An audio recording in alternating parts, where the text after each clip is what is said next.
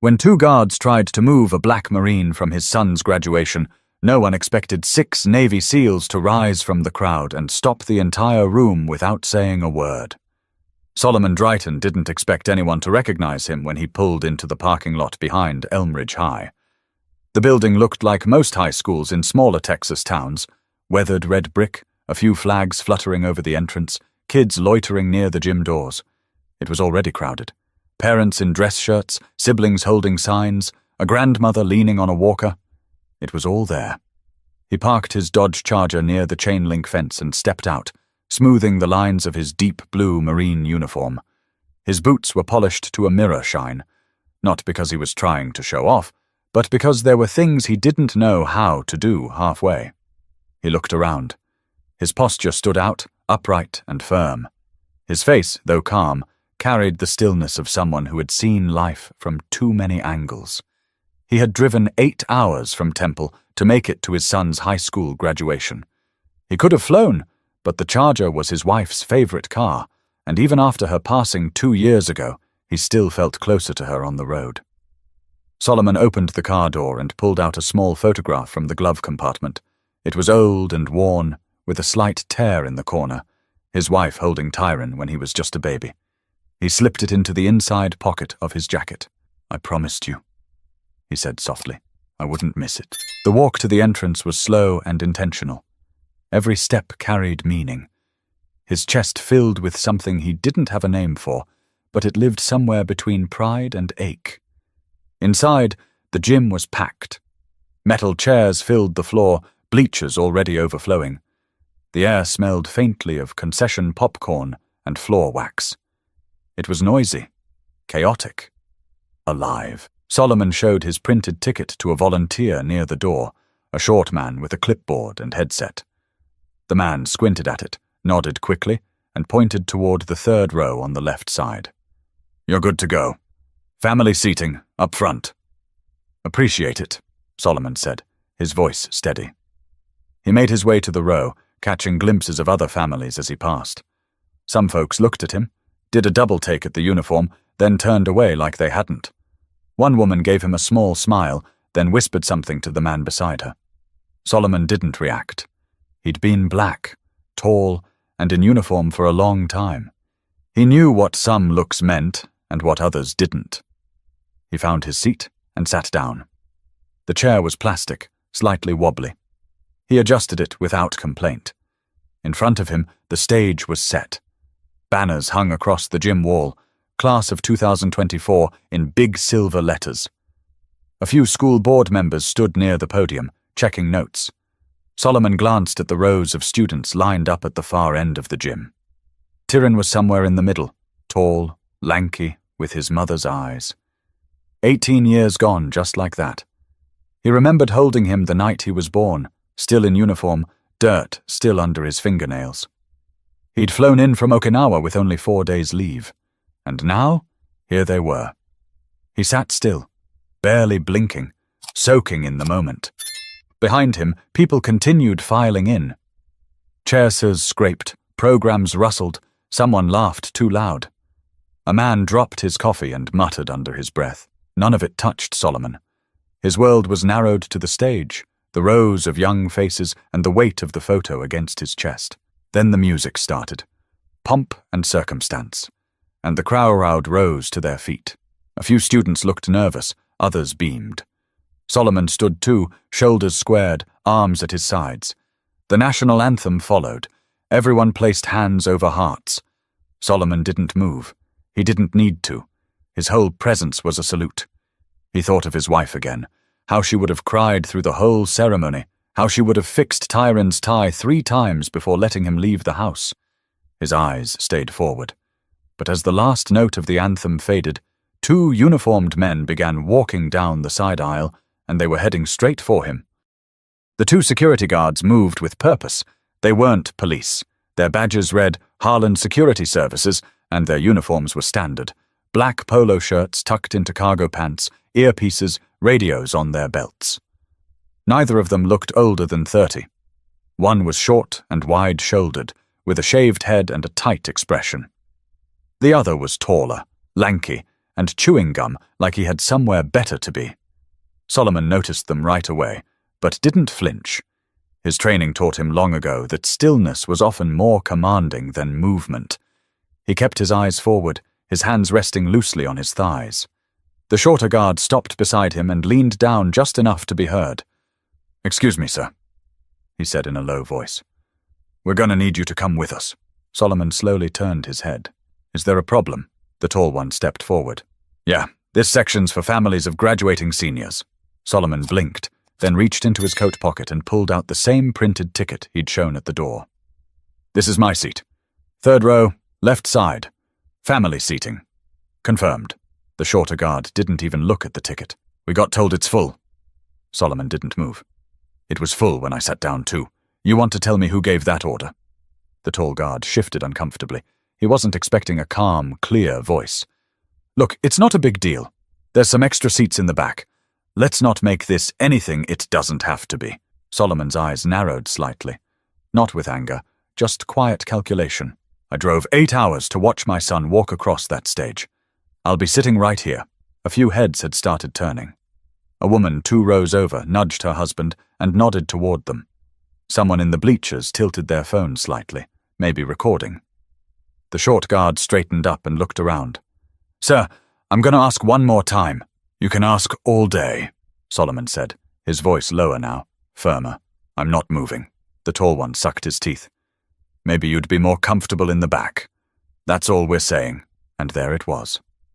Solomon looked at him fully now. That phrase wasn't about logistics. It wasn't about policy. It was about something older, something quieter, something that had followed him all his life in boardrooms, waiting rooms, front porches, and even the base cafeteria, just behind a smile, just under a whisper. He didn't respond. The air shifted around them, the way it does when people start sensing a line has been crossed. The short guard noticed it too.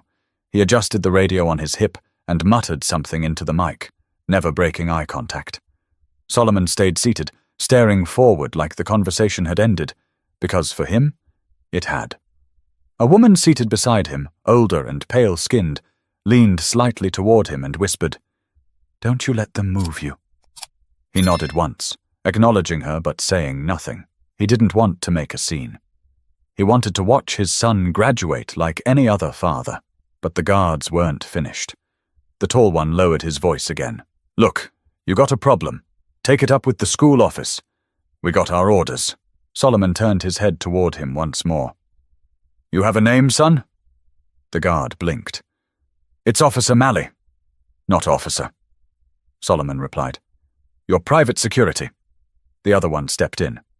"All right, that's enough. If you don't stand up—" He didn't finish the sentence, because that's when the gym door at the far end clicked open, and 6 men walked in.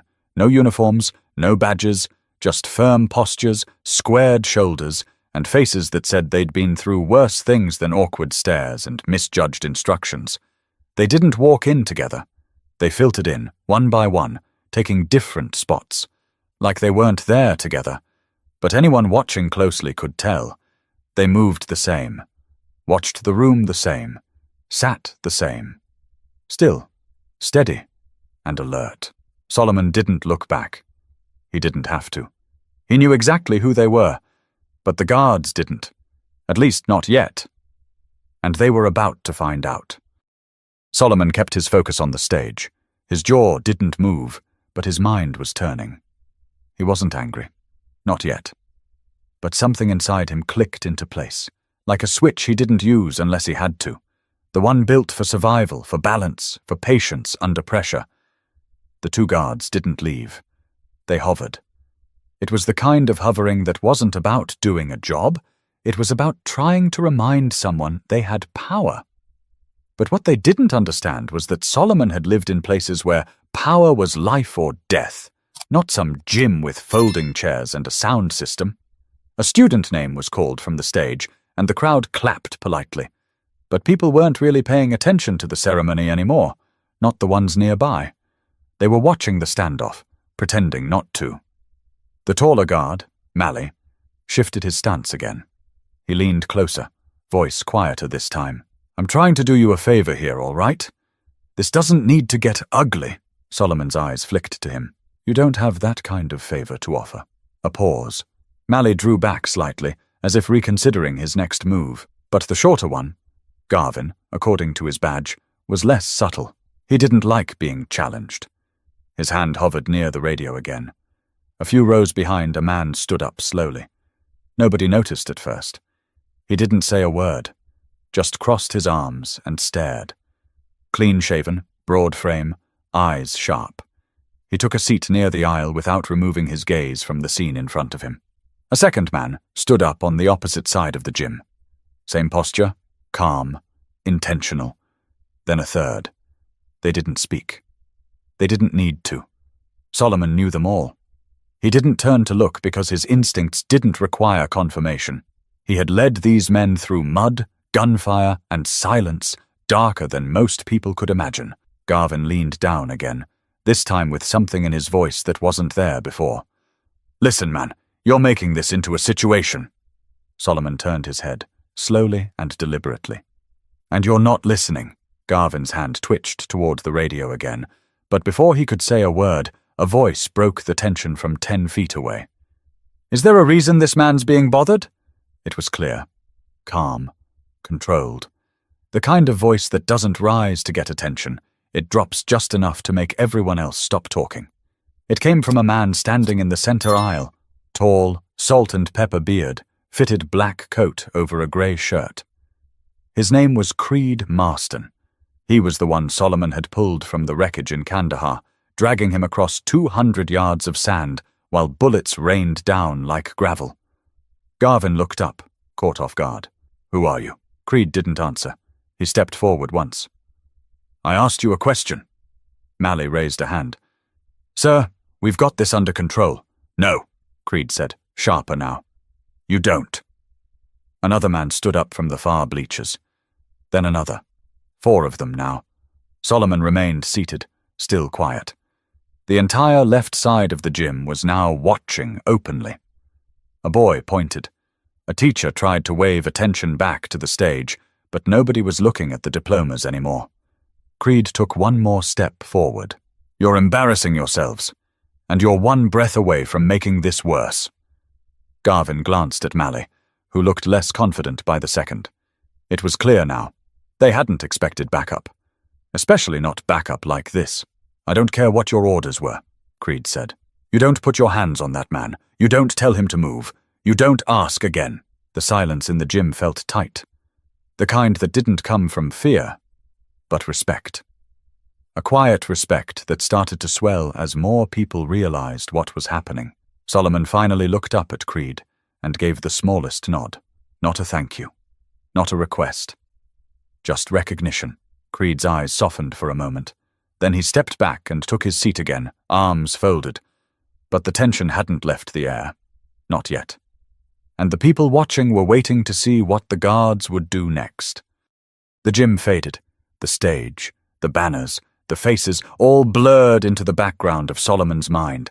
His eyes were still open, but his memory yanked him backward.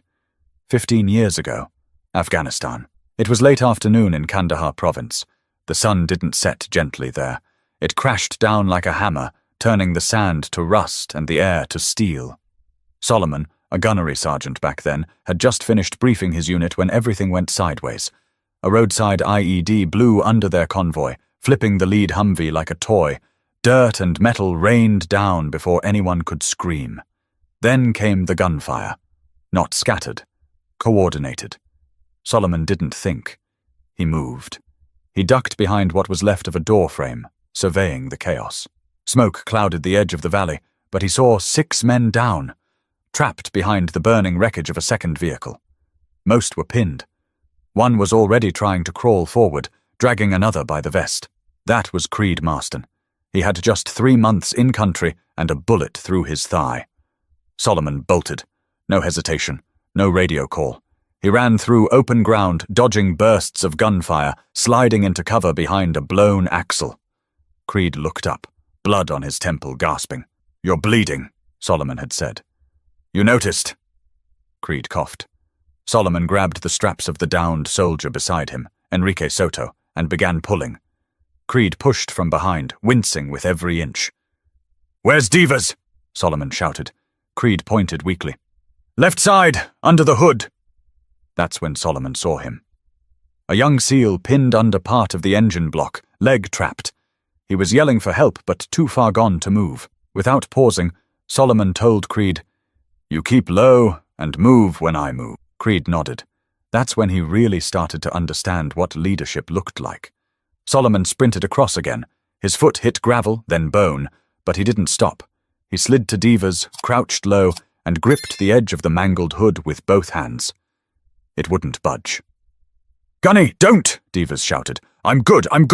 You're not staying here." Solomon braced one foot, dug deep, and lifted. His shoulders strained, his ribs ached. The metal groaned, but it rose, just enough for Divas to yank his leg free. They fell back together, crawling toward the ridgeline. Gunfire cracked overhead. Creed returned with Soto limping on his good leg. 2 others followed. Lim and Horton, faces blackened with ash, rifles at the ready. When the firing stopped, there were no cheers, no victory speech, just silence and breathing. All 6 of them were alive. Solomon was the last to check out. He stayed on rear watch until the dust settled and the medevac arrived. He didn't speak for a long time after that. But Creed remembered. They all did. After that day, there was never a doubt. If Solomon asked for anything, anywhere, anytime, they'd be there.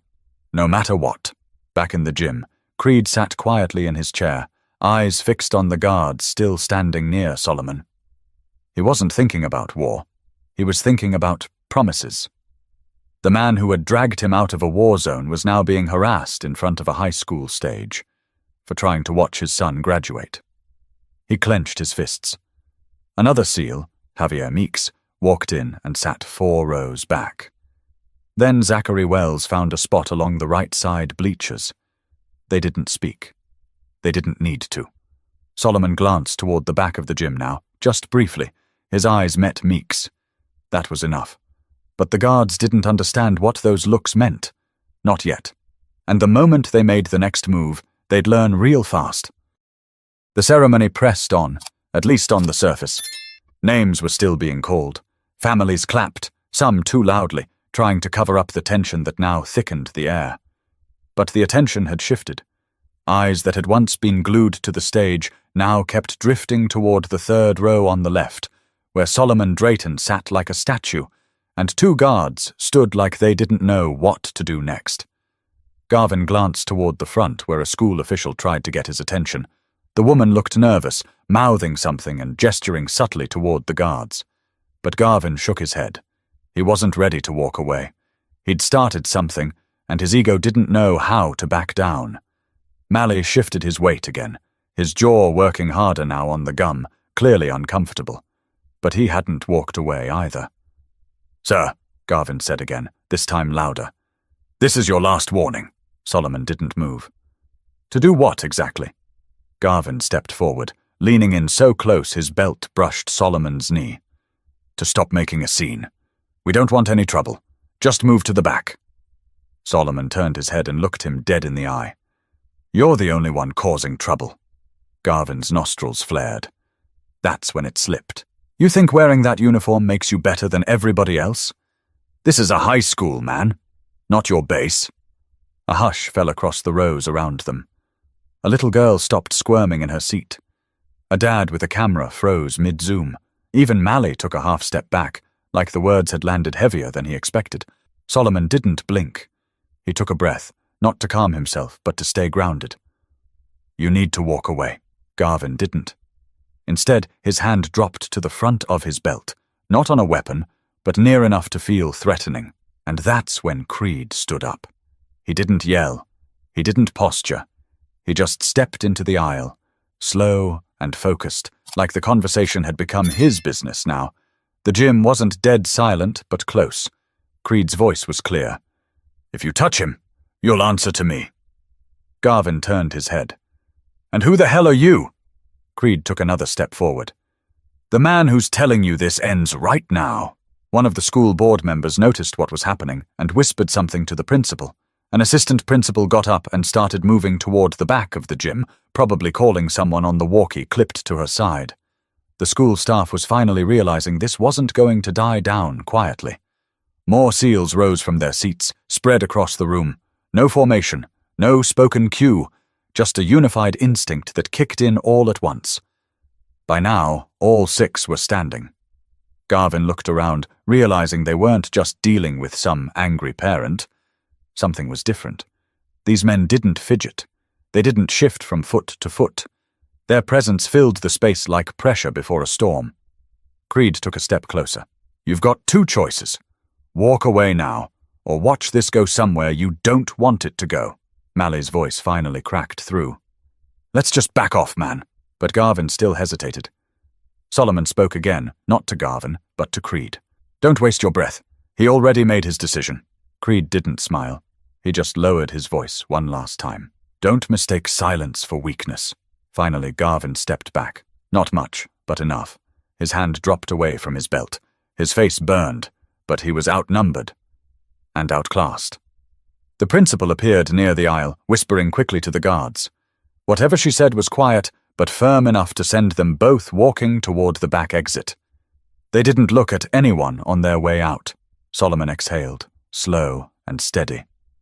Creed sat back down without a word. All 6 SEALs remained standing. But the moment still hung in the air, and Tyron Drayton was watching everything from the lineup of students, his hands clenched at his sides. Tyron Drayton was near the center of the graduating class, standing in line between a girl with bright braids and a boy whose gown kept slipping off his shoulders. They were trying to focus on the ceremony, laughing nervously and checking their name cards like the world was normal. But Tyron's world wasn't. He had seen the 2 guards walking toward his father from the minute the anthem ended. At first he thought maybe it was just routine. Maybe they were helping someone find a seat. But something in his chest told him different. Then he saw the way his dad sat. So still, so composed, but locked in. He'd seen that look before. The same one he'd caught when he was 12 and came home crying because someone at school had said something they shouldn't have. His dad didn't raise his voice then either. He just sat with that same expression, like steel that refused to bend. Tyron kept his eyes on the scene as best he could. From his place in line, he couldn't hear what was said, but the body language told him enough. He saw the guards standing too close, saw his father calmly staying seated, and then he saw a man stand up, a tall guy in a dark coat. And somehow Tyron knew. That wasn't just a parent. That man knew his father. The way he moved, the way he placed himself between the guard and the row, it was clear. He wasn't there for drama. He was there for Solomon Drayton. Then another man stood, and another. It wasn't loud, but it was like the temperature in the room shifted. Everyone was watching now. Tyrion's heart beat faster. He wasn't scared. He was something else, torn between pride and fire. He had grown up hearing pieces of his dad's service stories, not the gory parts. His dad kept most of those to himself. But bits here and there. A buddy who sent Christmas cards every year. A scar that came from somewhere out in the dust. A box in the garage marked Kandahar that nobody ever opened. He never knew the names, never saw the faces. But now they were here, standing like they'd been waiting for this moment, like they'd never stopped having his dad's back. Tyrion blinked hard, pushing down the burn behind his eyes. He didn't want to cry. Not here. Not now. The line moved forward. A few names were called. The clapping picked back up slowly, like someone had hit play again after a pause. But the room wasn't the same anymore. The energy had shifted. It wasn't about balloons or banners now. It was about respect. One of the assistant principals tapped Tyrion's shoulder and said something he didn't hear. He just nodded. The student next to him leaned over and whispered, "That your dad?" Tyrion didn't say anything. He didn't have to. The entire gym had seen it. And now, everyone in that building understood what kind of man Solomon Drayton was. In the audience, Creed remained standing.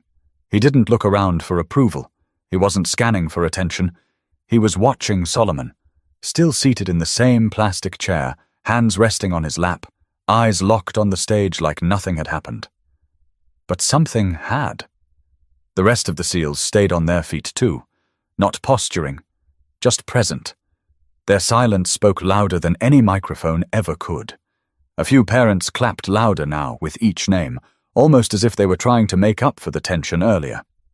The gym had become a living thing, stirred awake by a moment of injustice, held steady by the weight of honor. Solomon remained still, not defiant, not bitter, just present, a father watching his son take one more step into adulthood. But the moment that would break through all of it was still coming, and when Tyron's name was finally called, the room wouldn't be able to pretend anymore. The line was moving faster now. Some students were still fidgeting, adjusting caps, whispering jokes under their breath, trying to enjoy the moment. But Tyron wasn't in that space anymore. His mind kept flashing back to his father, sitting alone, surrounded by faces, but completely centered in that chair like it had been built just for him. There was something about how he held himself, calm, quiet, unshakable, and something about the way those men, those warriors, rose around him without needing to be asked. Tyron realized for the first time that he didn't really know the full weight his father carried. Sure, he'd seen the pictures, the medals in the old wooden box, the folded flag tucked into the bookshelf in the living room. But those things never really spoke. They just sat there like relics. Today they walked. Today they stood. The assistant principal called out the next name, then another. Tyron was 3 people away from the stage. He wiped his palms on his gown, tried to slow his breathing. The girl in front of him turned and grinned nervously. "You ready?" Tyron smiled a little. "More than you know." He stepped forward. On the other side of the gym, Solomon leaned slightly forward. His eyes never left the stage. He didn't clap for every student, not out of disrespect, but because his focus had narrowed to the boy in the black robe with the red and white honor cords. The boy who looked so much like his mother when he smiled. 1 name.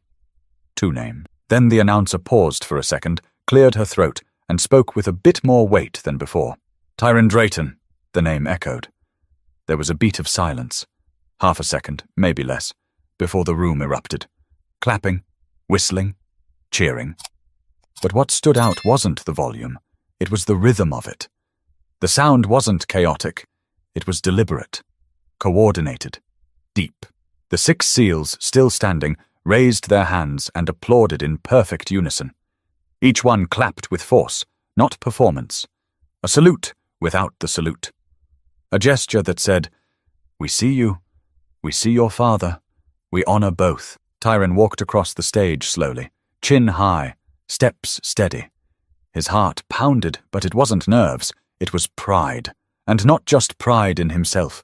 It was the pride of knowing exactly who his father was and what it meant to carry that last name. He took his diploma from the principal, shook her hand, and turned toward the audience. His eyes scanned for one person. Found him. Solomon didn't wave, didn't stand. He just met his son's eyes and gave the smallest, most meaningful smile of the day. Tyron nodded once and stepped off the stage. The applause still hadn't died down. Parents who hadn't said a word all ceremony were now clapping hard. Some stood. A few wiped their eyes, not sure exactly why, but feeling like they'd just witnessed something that mattered. Solomon sat back in his chair and let the moment wash over him. He wasn't the kind of man to cry in public. But inside, something loosened. Not grief, not pain, just release. The kind that only comes when the circle feels complete, even if it never really is. The other names continued. But something had shifted. From that moment on, every student who walked the stage walked in the echo of what had just happened. Not because it was dramatic, not because it was viral, but because it was real. But the story didn't end with the applause, and when father and son met again outside the gym, it would be more than just a proud hug. It would be the passing of something deeper. The final name was called 20 minutes later.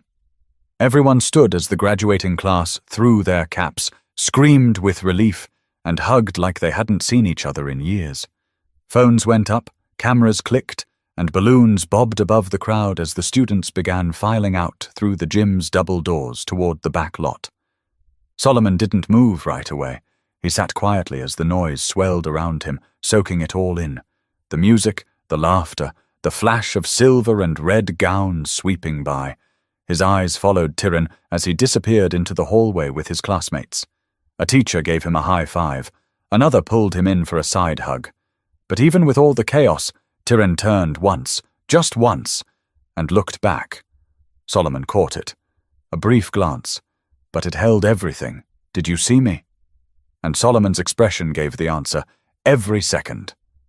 The crowd began to thin. People shuffled out with flowers and balloons, congratulating each other in loud bursts. Solomon stood slowly, stretching his legs, feeling the weight of sitting in one position for too long. Creed walked over as the gym emptied. He didn't say anything at first, just looked at Solomon, then toward the exit. "You okay?" Creed finally asked. Solomon nodded. "I've been through worse." Creed smiled slightly. "Yeah, but it still shouldn't have happened." "No," Solomon said. "It shouldn't have." Another SEAL, Javier Meeks, joined them. "We tried to stay low-key, but once that guy put his hand near his belt—" Solomon raised a hand gently. "You all did what needed to be done. That was enough." The three men stood there for a few seconds longer, letting the noise drain from the room. Then Solomon said, "I want to see my boy." Outside, the sun was fierce against the concrete, casting long shadows from the bleachers onto the back lot. Students were scattered in small clusters, posing for photos, throwing their caps again, calling out to relatives. Tyrion stood near the flagpole, his gown half unzipped, the diploma folder in one hand and his phone in the other. When he saw his father approach, he stopped mid-conversation. The crowd around him faded into the background. They met halfway. Tyrion was the first to speak. "You okay?" Solomon nodded. "You? Yeah," Tyrion said, then looked down for a second. "They tried to move you." "I know." Tyrion's jaw flexed. "I was ready to walk off that stage, Dad. I swear I was 2 seconds from saying something." Solomon placed a hand on his son's shoulder. "And that's why you didn't." Tyrion looked up. "What do you mean?" "Because you knew I could handle it. And because you handled your moment like a man. You didn't let anybody take it from you." Tyrion held his breath for a second. "Who were those guys that stood up?" Solomon glanced behind him. The 6 SEALs were now outside, too, gathered near the exit, talking quietly. They weren't looking for attention, just keeping an eye out, like always. "They're men I bled with, men who know what loyalty means," Solomon said. "Men who don't forget." Tyrion nodded slowly. "That was powerful. It was necessary," Solomon replied. "Sometimes silence is louder than shouting, and sometimes standing up without speaking says more than 1,000 words." For a moment, neither of them said anything. Then Tyrion smiled. "You gonna tell me those war stories now?" Solomon chuckled. "Some of them. You're old enough for the real parts now." They stood there, shoulder to shoulder, not just father and son. 2 men connected by something that couldn't be explained, only lived. Across the lot, Creed raised a hand. Not a wave, just a gesture of respect. Tyrion returned it without hesitation. The sun kept climbing, but for the Drayton men, time moved differently now. But one more moment remained, because after all that, the real lesson hadn't yet been spoken aloud. Most of the crowd had cleared by the time Solomon and Tyrion walked back to the parking lot. A few families still lingered, laughing around folding chairs or loading up trunks with flower arrangements and graduation gifts. But the buzz had quieted, and the sun had softened into early evening light. Solomon unlocked the Charger, the same one his wife used to drive to parent-teacher meetings and weekend road trips. Tyrion paused at the passenger door, running his fingers along a scratch near the handle. "She would have been screaming the loudest today," he said softly. "She would have made you retake every photo until your smile looked just right." Solomon replied, managing a grin. They climbed in, shutting the doors behind them. The car was warm from the sun, but it felt like a cocoon, sealed off from the rest of the world for a few breaths. Tyrion turned to face his father. "I gotta ask, why didn't you say anything to those guards? You just sat there." Solomon tapped the steering wheel once, then turned to him. "Because I don't have to stand up for who I am, and I don't need to raise my voice to be heard." Tyron looked out the window for a second, chewing on that. You know how many times in my life I've had to choose between letting something slide or blowing it up? Solomon continued. That moment today, what those men tried to do, it wasn't new, but how we respond. That's what defines us. But they disrespected you, Tyron said, in front of everybody. Yes, Solomon said, and everyone saw it. But they also saw the truth. They saw 6 men who had every reason to be somewhere else stand up, not because I asked, because they knew what that moment meant. Tyron sat with that. Son, Solomon said, life will hand you 100 chances to react with anger, and sometimes anger is justified, but most times silence cuts deeper, dignity sticks longer. That's what people remember. He reached into his jacket and pulled out the folded photo, the one of Tyron as a baby, his late wife cradling him. I carried this with me through Kandahar. I carried it through losing your mom. And I carried it here today. Not because it gives me strength, but because it reminds me of what's worth protecting. Tyron's voice dropped.